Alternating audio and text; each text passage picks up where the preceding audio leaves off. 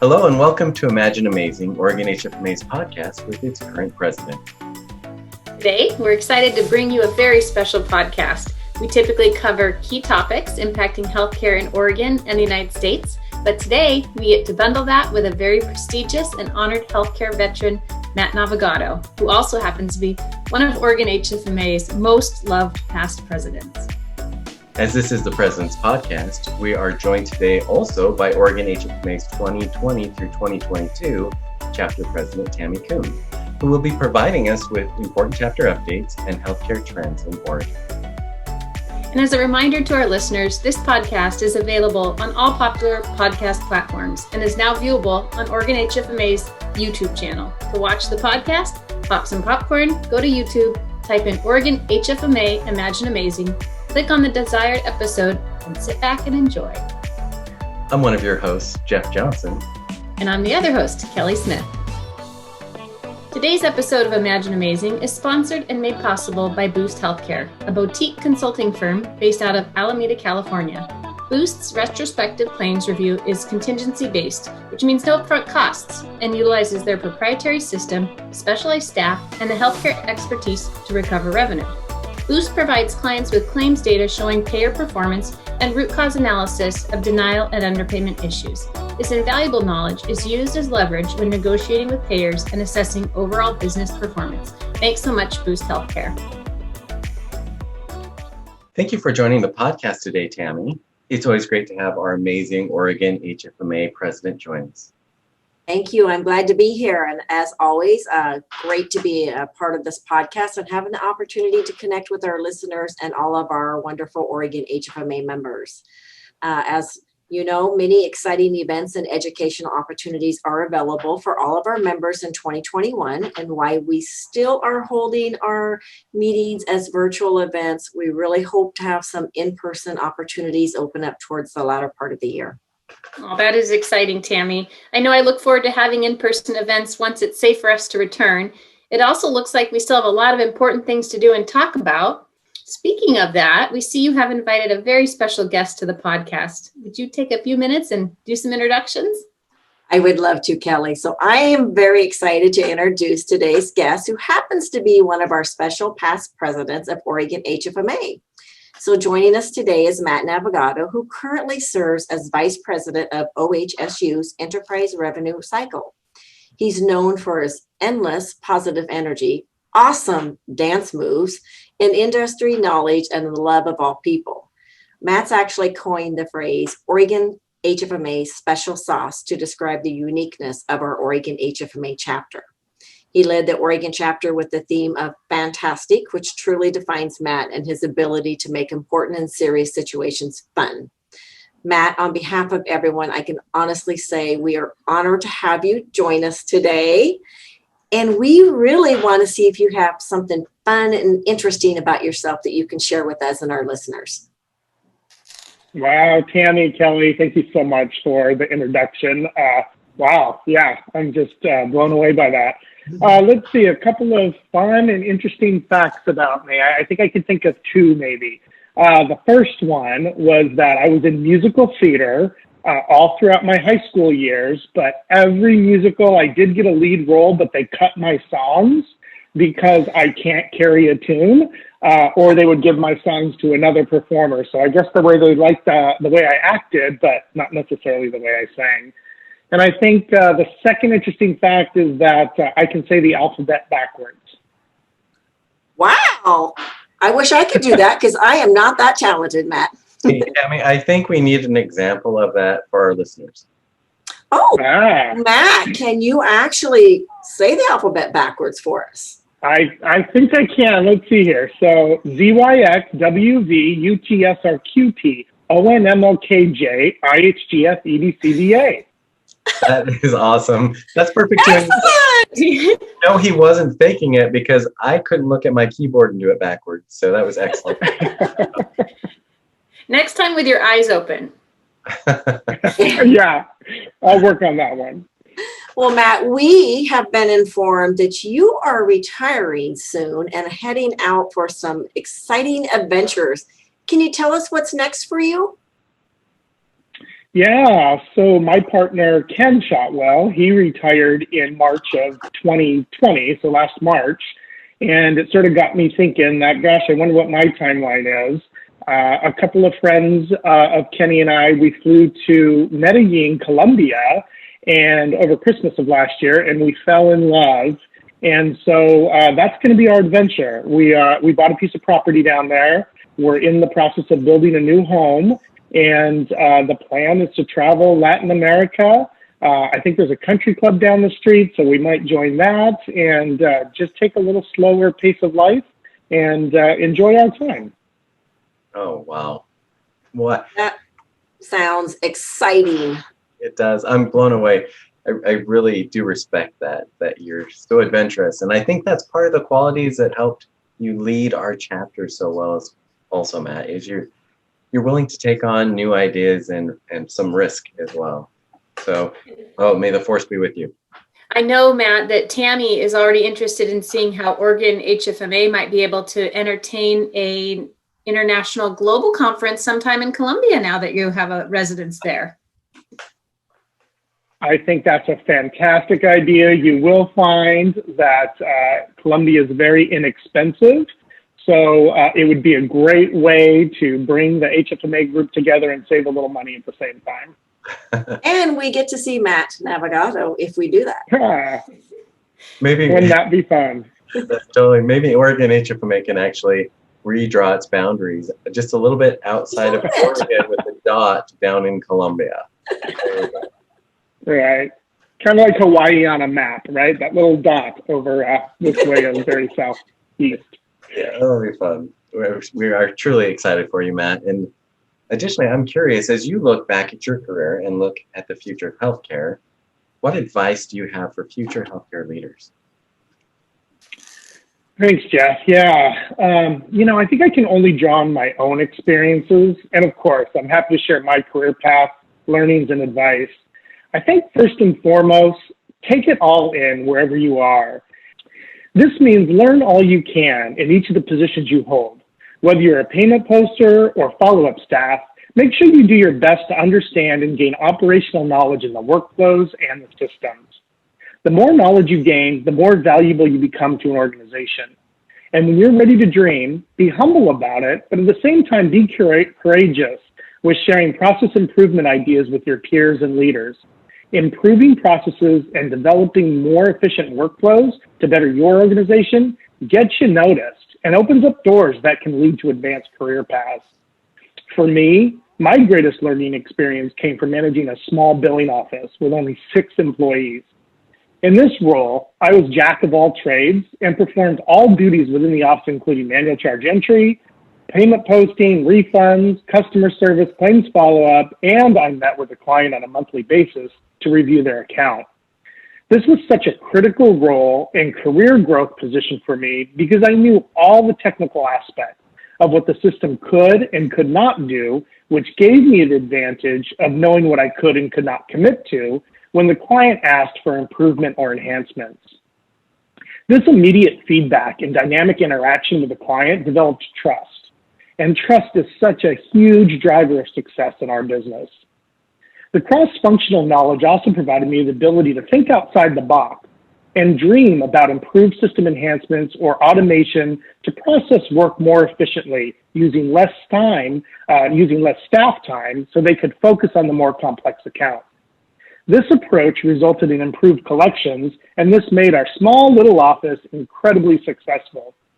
I use this boots on the ground learning as the fundamental building blocks for every future role I held in my career. And I truly believe this approach provided me a career path that led me to becoming Vice President of Enterprise Revenue Cycle at OHSU. Dream job.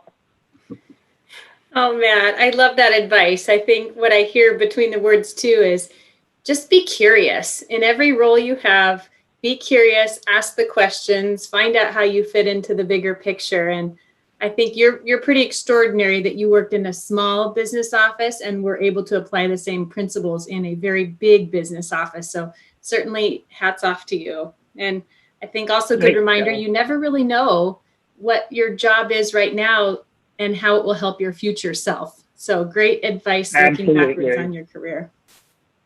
Thank As you. you exit healthcare, I'm really curious to hear what concerns you might have for the healthcare industry. Yeah, that's a good question, Kelly. So when I think about it, I worry a little bit that healthcare continues to fall further and further behind with current technology and automation. I think back to the airline industry way back when I would sort of run down the street from when I was in an office and go get my ticket, ticketed at a counter. And nowadays, look what they're doing. They're allowing self-scheduling or booking of the flights. They allow self-check-in, self-seat selection. I mean, the whole gamut to sort of plan your trip and get from point A to point B. I so want technology to play a bigger role in healthcare to improve the very manual processes that we still have in place in some critical areas. If we don't, I see this putting more and more pressure on our staff to accomplish their work using manual processes that will ultimately lead to staff burnout.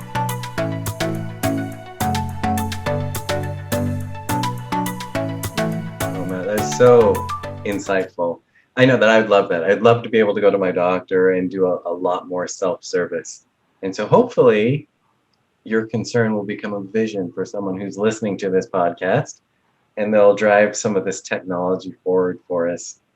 Great advice. Any suggestions on leading the ever-changing healthcare industry? Well, gosh, when you start to think about the leaders of healthcare, what comes to my mind is network, network, network. You must network to understand all of the similar and different issues that are occurring throughout healthcare and the various health systems. HFMA, it's the perfect association for networking. When I take a step back, I find it amazingly simple that all of us leaders in healthcare operations are experiencing the same or similar issues. Of course, some of us are ahead of others in figuring out certain solutions, and others are ahead of us. And it depends on the issue and what is the priority for that particular organization. It's critical as a leader's success to learn from one's peers and to share the heck out of what you have accomplished with others. No one has time to recreate the wheel for problem-solving current issues. And even though our organizations may be competing for market share, this should not preclude collaboration and partnership when it comes to root cause resolutioning. I sort of made that word up. So my suggestion in leading the ever-changing healthcare industry in one word is network. I totally agree, Matt. I give you credit because when I first started on the revenue cycle things, one of the very first things that you told me to do was to get involved with HFMA. And I really believe that revenue cycle has a whole language in and of itself. And it takes years to learn the words and the language and what it means and how it all comes together. And by networking, you get a real opportunity to work with others and learn so much about it. So wonderful, wonderful advice. I think too, one observation is in healthcare, I find that a lot of folks in rev cycle and finance tend to stay in their positions for a long time. And so you get very used to doing what you've always done because that's the way it's been done. And by networking and finding organizations like our chapter, you have the opportunity to learn what others are doing and find out other best practices to share. So very good there. I also want to compliment you again, since we're sending you off here, is I think part of the secret sauce for Oregon HFMA that is a bridge you really helped gap was opening up conversation and making it okay to share the problems. It doesn't have to be always about talking about the successes, because oftentimes we learn most when folks are willing to talk about the pain points. And you made it comfortable and allowable for our chapter. And that's when a lot of folks started to really find value in our networking session. So big thanks to you. No problem. And I mean, Kelly and Tammie and Jeff, as we think about our HFMA Oregon chapter, the patient accounts problem solving that we have on the Wednesdays before our conference, it's a free session. So, it's great that everyone can attend, even if they don't have the authority or the ability to pay for the conference on the Thursday and Friday. That session at the end of the day or the middle of the day to share ideas across the Portland health systems is just so incredible. I mean, we get so much feedback. We share so many good ideas. And that's really, I agree, that's kind of the secret sauce of our chapters, being able to collaborate at that level. Absolutely. Well, and also thinking back on your experiences, what are some of your top experiences that would help others follow in the healthcare leadership experience? Sure. So I sort of came up with Matt's top 10 list of how to advance and succeed in healthcare operations. How does that sound? Love it. Perfect. All right. So let's see. These are not in any particular order, but I think they're good sort of work-life lessons that when I think back upon my career, sort of helped me get to where I'm at. Number 10, admit when you're wrong. I think that as leaders, a lot of us are type A personalities, and we sort of we sometimes have to make quick decisions just to keep things moving along. But there are times when we don't make the right decision. And so I would encourage everybody to just admit when they're wrong. Sometimes it's difficult, but if you're able to admit it, get back on the right track, then I think you'll save a lot of future problems if you're able to do that. Number 9, lead with yes. A lot of times, I'm sitting in meetings and the C-suite has made some strategic decisions and they turn to us in RevCycle and say, hey, can we do it? And, I'm a true believer in always leading with yes. Now, it might not be the absolute yes answer. At the end of the day, you may have to change that.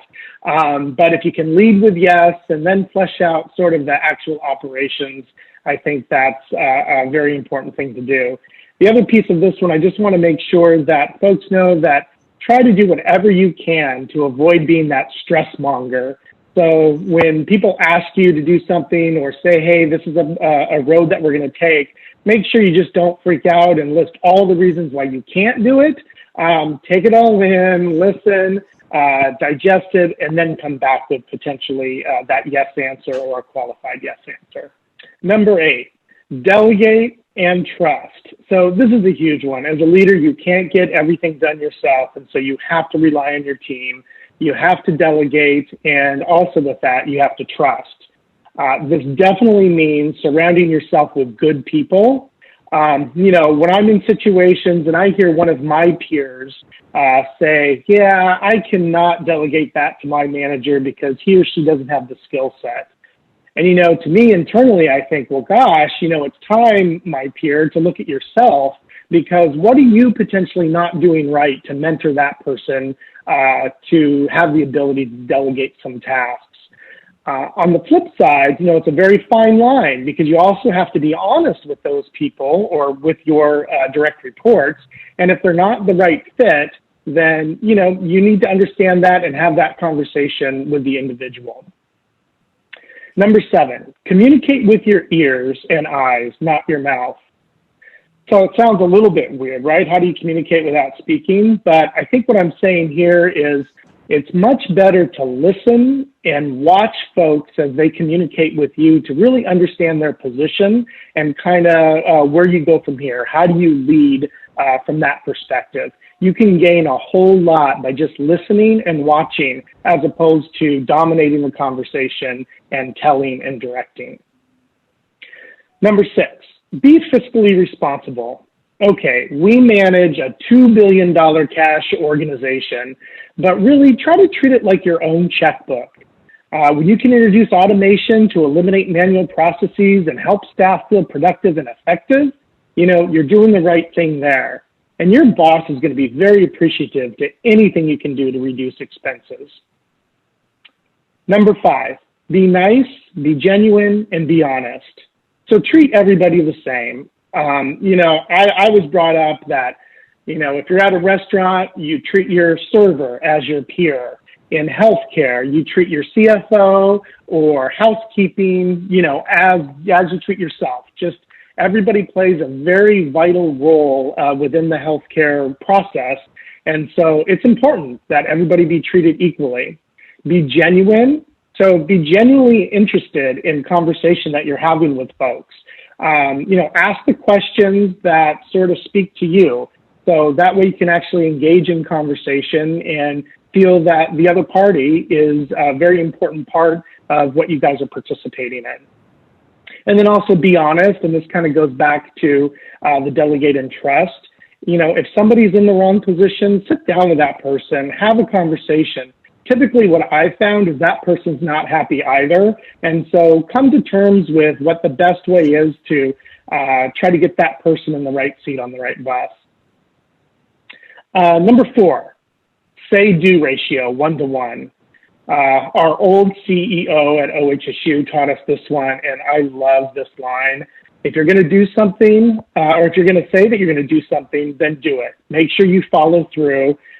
Make sure that you are consistently delivering on what you commit to.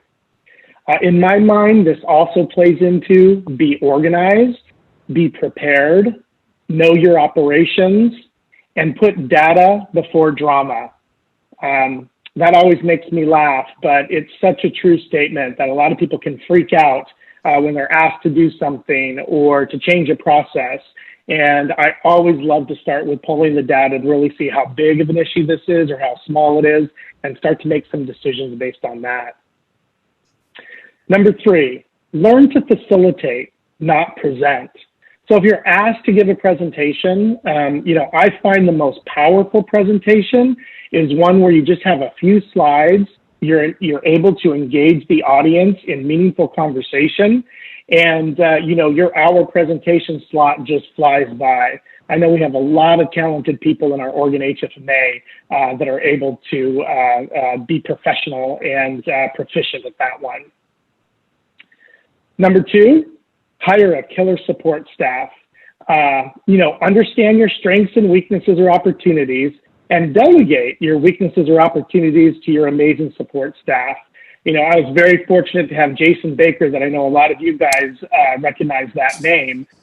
He really helped me and supported me in a way that no one else has, and he did those exact things. He knew what some of the areas I struggled in, and he would take those up, and he would sort of be my eyes and ears and be able to perform some of those duties for me. He always made me shine. And then finally, as one of my past theme for Oregon HFMA when I was president was funtastic. Number 1 is have fun. Make sure that you enjoy what you're doing and surround yourself, like I said, with good people that you can have fun with. If you do that, then every day that you come to work, you'll have an amazing time there. So fantastic times.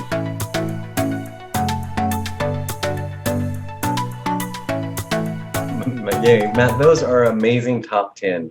In fact, I would love to co-author a book with you if you're willing. I think those are so fantastic.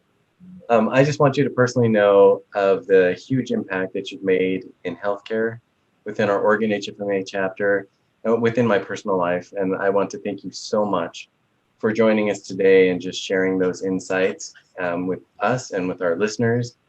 And I'm sure there are so many people in the world that would like to have an opportunity to tell you how they feel.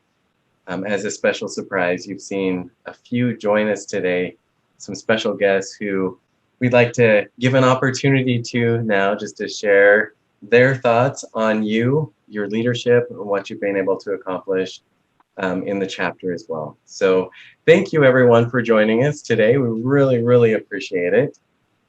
With that, we wanted to take a moment and have you share your thoughts in the following order. We thought we'd start with Ben, if that's okay. Then we'll have Terry share her thoughts, followed by Erin Crane. And because she's your boss, your leader, your magnificent person driving you to success, we thought we'd end with you, Diana, if that's okay. Awesome. So, Matt, your time is coming to an end in terms of working, which means your life is really starting. And I couldn't think of the words I wanted to say in a very meaningful way. So what I did is I wrote you a little poem. So I'm going to read you my poem to Matt. Congratulations on your next step. I hope it brings your best years yet. I will miss your smiley face at every HFMA place. You were my very first kiss with a guy. That's what happens when the vodka flies. So many memories, too many to count, a friend, a colleague, gentleman throughout. So go, my friend, and live your dreams, blaze new trails, cross new streams, but don't forget us as time permits. Farewell, my friend, love you, mean it. Ben, thank you so much. I love that. Oh, I might tear up. That was so good. That was really And good. now everybody else is thinking, darn it, I didn't write a song. I know. Carrie, would you like to share your thoughts? I don't know how I can just go. How can I follow that one, Ben? I'm speechless now, but okay, I do have a few things I just want to say to you, Mr. Navigato. And more than anything, I just want to say I think I met you approximately 11 years ago. And when I think of when I first met you, for some reason the Spartans just come to mind. And that was probably one of the funnest nights for me for many reasons, but also meeting you has just been, I mean, it's just been a treasure. And I sincerely mean that. You are one of my main confidants. We have literally a hotline, right? I can reach out to you. We can reach out to each other. And we know that we're doing it. Like we can share information and bring it forward for the good of so many. And typically it's not just the patients at OHSU or at Legacy, but it's for a community and often the state and more. And I sincerely mean that. I think Navigato, you and I, like often we've got such an incredible team that we both get to work with. And when, our teams unite, oh my gosh, it's just like things will soar. Your style, the compassion for the team and your compassionate leadership, again, that's what's helped take you and your team to another level, not to mention us and our team at HFMA. I think of you as a people person and your incredible leadership. I think you're going to be leaving a legacy for everyone you have touched, and I know that. And I know that I've shared with you, it's a heartfelt, I'm going to miss you. I really am going to miss you. I know we'll continue to be, long friends. And my hope is that, we will continue to, and this goes to everyone else on this call. I know Aaron and I've talked about this, Diana and I've talked about this, Ben, and everyone else. You guys, we're going to stay connected. We have to stay connected. And I think I really mean at some point when we go places, we have so much fun and in the best way. And we usually walk away with, again, just so many other ideas, but just think about the vacations, you guys, that we are going to have. So bring that poem with you, Ben, because I think we've got a lot of fun still ahead of us. And I'll wrap up, but your infectious smile, I just have to say, you really do. Your infectious smile, your amazing sense of humor, your intelligence, your brilliance, you always bring value to everything you touch. I sincerely am going to miss you. I'm probably going to start to tear up. So I'm not. I'm going to pass off to, I think, was it Diana or Aaron and the team? But now, Navigato, there's only one of you. You're an original. I love you. There you go. Thank you, Terry Handy. And yes, I got my bat phone right here. We have a direct connection. I appreciate everything you said. That's wonderful. Aaron. There, unmuted. Unmute. To say, I got this email this week about this little event, and I'm still in a little bit of shock here. I guess I live too far north above the information zone. So I'm really not sure what's happening in your life, but I wish you well. I'm sure it's going to be great for you. You've been the spirit of this chapter for a long time. You've done so much to help the people of the Oregon chapter and beyond, really, in some of your regional plays, and I'm so grateful for that. The thing I'm most appreciative of is Diana found you and put you in the role you've been in. I'm a guy who spent 7 years at OHSU trying to help it advance, and you have been a great natural leader to come in and keep things moving, and I appreciate that. I appreciate the team you built, and I'm convinced that your fingerprints are going to be on that place for a while, which is great.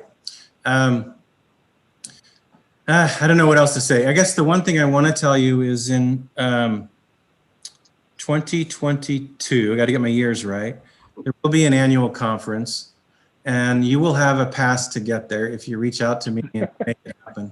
I want to see you there. I want to see you engaging with all my buddies from Oregon and beyond, and playing and enjoying the spirit and the celebration. So please, I don't even know if it's going to be in June or November. This year it's November, but please find me. I don't know that I'll be able to find you, and we'll make it happen if you want to be there. Awesome. Thanks, Aaron. That's awesome. And, you know, I just remember joining HFMA and following in your footsteps to become president as well.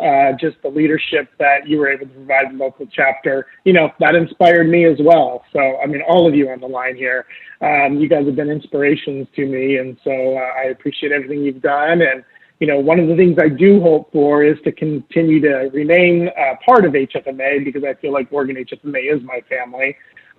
So don't be surprised if you see me fly back from Columbia for a few conferences in the future, which will be great. So I need to do extradition to get you here, I see. That's right. A couple of extra hoops to jump through. I have friends. I don't know. A couple pilots. Make it happen. And of course, definitely not last, Diana, if you could share your thoughts and your experience with Matt, we'd greatly appreciate it. Boy, where do I even start, Matt? And I know this is many of you. Well, just a few words just to reflect. I mean, Matt's impact to, I think, the revenue cycle industry, because of his knowledge, his personality that we've all talked about, his character, is just beyond, I think, someone that I don't even know how he can be replaced. He's just going to be a huge shoes to fill. He has such dedication to a service level.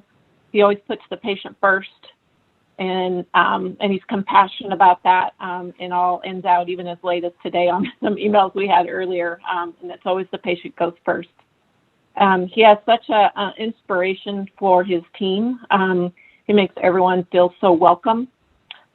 He's so effective in just his core values and what he represents. I can't imagine what he's done to OHSU, but I think just the community in Oregon, as well as the HFMA family beyond Oregon.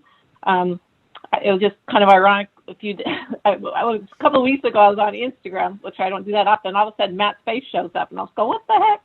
So he, through HFMA, you know, just sharing his experience. So I agree with Aaron in the comment, just that he's going to continue his legacy for a long time, and his impact to OHSU has been tremendous, and his accomplishments will be never forgotten. And I hope to also come and visit you, as you know, and look forward to that at some point, but going to miss you terribly. Oh, thank you. Thank you. Yeah, thank you, Diana. And, you know, I can't be luckier that I'm ending my professional career with the best boss that I've had throughout my whole career. So you and I do have a special relationship, and this is just going out on top is the way that I look at it. So thank you for all your leadership and everything you've done for me personally. Oh, thank you, everyone, so much. Of course, now it's my turn to go, but I'm not crying, you're crying. But Matt, you leave a legacy. I'm the luckiest girl in the world that I've had a chance to work with you for 11 years. And you have been the true definition of a leader in every sense of the word. You lead by example, and you change the world. And you've done that personally, you've done that professionally, you've done that with HFMA, and you will be missed. But I'm so glad you're here in our hearts and with us forever. So congratulations on your retirement. Thanks, Kelly. And yes, you and I, we've been through a whole lot with HFMA Core, with working together for the past how many years. So it's been an incredible ride. And you are the wind beneath my wings, because I get to delegate and trust you. And so you're the one who really gets a lot of the work done, obviously. But I appreciate everything you've done so far, and so proud of you that you followed in my footsteps to become an Oregon HFMA president as well.